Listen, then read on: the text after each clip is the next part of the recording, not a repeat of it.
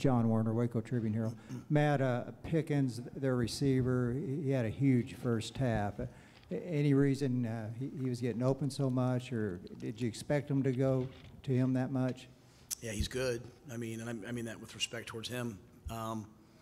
They got us on the flea flicker or tight play where everyone, because we were playing great defense, and ran the flea flicker tight play there. Or, I'm not sure exactly how they did it, but hard play action, got behind us. Great play to run them down. I think that spooked us out of some of our stuff. Gave him some free access plays. But I thought he made some great plays. 3rd and 1, man covers. They threw it up. He made the play. We zero blitzed. They found him. I thought we played better against him in the second half, but he's a really good player. When we left him one-on-one, he made the plays, and then when we played off him a little bit, they threw it out there, and he made guys miss. So that had been their MO coming into it, was to get the ball to him. They continue to do that, and I think we played a little bit better against him in the second half. We'll move over to my right on the front row. Sean J. Rogers at TexasFootball.com. Coach, can you take us through what exactly happened with Charlie and sort of what information do you have at this time? And they told me as I came in here, they were checking his neck, C-spine. They said he cleared the C-spine just now. So, but that was what they were concerned about, was his neck.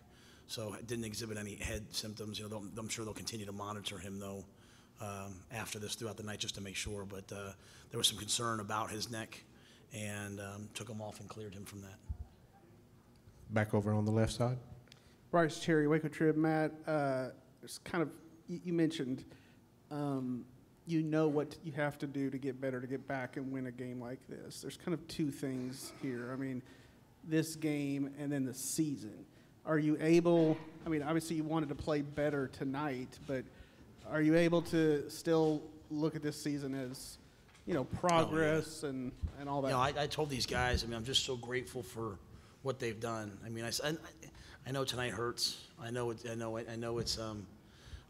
painful for our guys, but they can't let that deter what they've done this season. As I told them, we were picked, not to even be here. So we're here now. We weren't quite able to, we got to the championship game, we got to the Sugar Bowl, and we just quite weren't able to get over the hump, And so I think all of us were a little frustrated at halftime with the way we played in the first half. But even then, I thought we fought back and made it a game. There was some chances there for us to win the game or get back in the game. So, but no, I'm very, very, very proud of what we did this year. I'm very grateful for these guys to my left and for our seniors for what they've done. I said on the air before we went on the air, of the 11 guys that started on defense, 10 of them were on that one, started at games on that 1-11 team. I think it was 7 of the 11 that started tonight on offense. Or if Solomon started, I can't remember how he started, but you get what I'm saying. Started that. It wasn't like we brought in 5 grad transfers and redid the whole team. These guys have grinded and worked, and so we jumped from 1 to 7 the first year, we went from 7 to 11, and we lost 3 games, And so I told our guys, we're 11-3. We know what we have to do, and we have to be able to protect the quarterback better. We have to be able to run the ball. We didn't take the ball away tonight, So there's things to work on, but that's just growth. Over on the right side towards the back. Yeah, Coach Rhule, Max Olson from The Athletic. In a game like this against a team that's that talented, did you find tonight that just the margin for error is really small? Yeah, I think I think I said to them at halftime, we moved the ball when we jumped up and caught it. We had lots of chances tonight to make plays on the ball, and when we, some of the catches Denzel made on that one drive were fantastic, and we scored. A couple other times it was just off our fingertips, or we're kind of laying out, So they don't give you anything free, Other than LSU, no one scored more than 20 points on them. We had a nice drive, I think the second drive, and then we threw that pick where I can't put that on Charlie. It hits the tailback of the hands. So I really, really, really regret my decision to go for it on the 4th down, crossing the 50. I thought that was a obviously bad coaching move by me, because it just quickly led to points on their end. So that goes on me. And so you just can't make, bad decisions like that. And even on that drive, it's again, it's a drop ball here, it's a drop ball there. It's, we kind of hit a run and can't quite make it. It's a missed tackle. But again, I thought our defense probably was out there too much in the first half because we couldn't convert. But they're talented. They're a really good team. And I thought as we got comfortable in the second half, we had no sacks in the first half. Don't even think we hit the quarterback. Then a couple sacks in the second half. So we certainly didn't pack it in. We certainly came back and fought. But, yeah, I think you have to just make a couple more plays to be able to be in that game. Stay over on the right side, right in the white shirt. David Smoke, ESPN Central Texas. I know the game just ended. So did the season. What will you remember? What's the legacy of this team? Oh, that they stood here and rebuilt. You know, when I took the job, I remember my press conference, I said we're just going to start building. I didn't say I'm going to start building. I said we're going to start building. And so, you know, that's Dr. Livingstone, that's Mac, that's me, that's Jeremiah, it's our coaching staff. But really, it's the players. And so, to me, the legacy is the guys I said that started tonight, that started in 2017. They've gotten so much better. You know, when the game was over, usually I go around and find the other team, tell guys, hey, I told a bunch of our guys, man, what an honor it's been to coach you. I mean, these two guys right here, what an honor it's been to coach them. And so, no one on our team spoke. Not one young guy on our team doesn't know what it means to work because of these guys. When Chris Miller went down, you know, they said MCL. Like, I'm sitting there saying, you're done for the day. He said, I'm finishing the game. Ravion, you know, has knee surgery after the Big 12 championship. He plays. These guys played 1,000 reps. So they've rebuilt and got us to this point. But more importantly, they also set the example for what we have to do moving forward. We'll stay on the right side in the front row.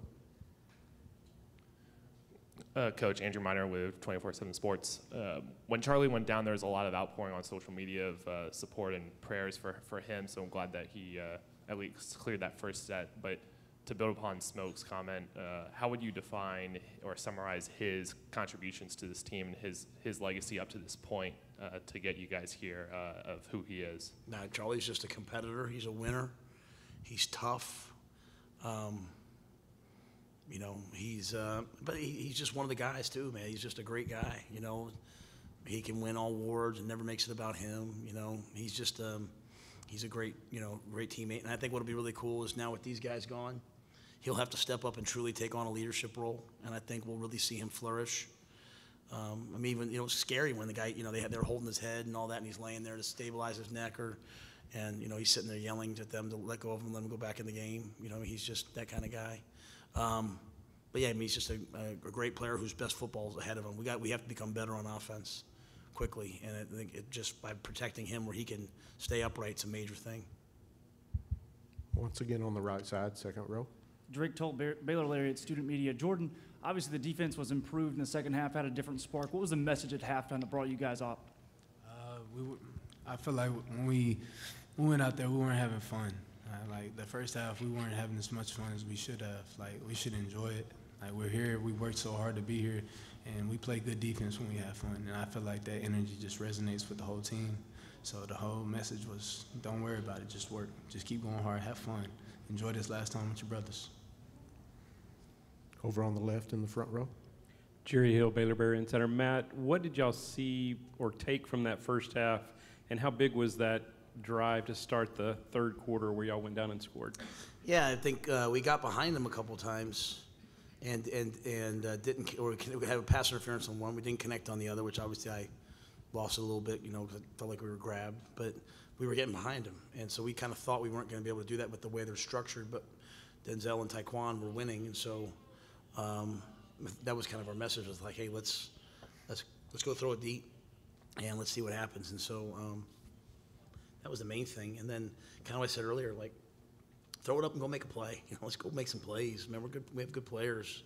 And because, you know, as kind of Max said, like, you know, we'd hit a play, we'd get 8 yards, we'd be second and 2, we wouldn't get it, you know. So, and I thought, you know, it's like kind of like the tail of our season. When we get a little bit of momentum going, we become pretty good. And it certainly happened on that drive and maybe one or two others. We have time for one more question in the front row. Coach, I mean, it's kind of been a recurring theme that Charlie's gotten hit real bad all season. I mean, what do you guys need to do you think, to kind of keep him healthy? And is there, I mean, how do you kind of keep him on the field long term? Well, that play I wouldn't put on his teammates, right? I mean, he runs the ball 8 yards down the field. He's always going to run. That's who he is, right? And he gets hit with a penalty hit, you know, out of bounds. I can't see the hit. I don't know if it really was because I heard the fans booing about the call. But so I do think we have to get better up front. And it's not new players. They have to take another step. Just like our defense took a step. You know, we went out there tonight. We started a redshirt freshman, a true junior, a redshirt sophomore, and a true sophomore. And so those guys have to grow up and spend another year in the weight room, and they've got to get big and strong, and we've got to get better up there. So we got better on defense this year when Bravion kind of came to maturation, and when Lockhart did and Lynch did. So the same thing has to happen on the O-line. And, you know, when we got here, that was one of the positions that was decimated. Guys like Tech, you know, he's a tight end, volunteers to go over there, play O-line, and now he's, you know, a really good player. So I think that's what has to happen. Those guys just have to kind of grow up. But that play, I mean, to me was, I wouldn't lump that in with some of the other things. That's Charlie being who he is. He's going to get down the field, and he ran out of bounds. It wasn't like, you know, he took a hit on. So I thought today he was really smart. He ran, he slid, he jumped out of bounds. Just he got hit on that play as he was, you know, going out of bounds. Gentlemen, thank you for your time. That's it. To those of you Sure. To those of you guys who cover us all year long, I want to make sure I say thank you. You guys are the best. We appreciate you guys. What's up? Thank you so much for watching ESPN on YouTube. Don't forget to download the ESPN app, and if you want more premium content, which you do, make sure that you subscribe to ESPN+. See you soon.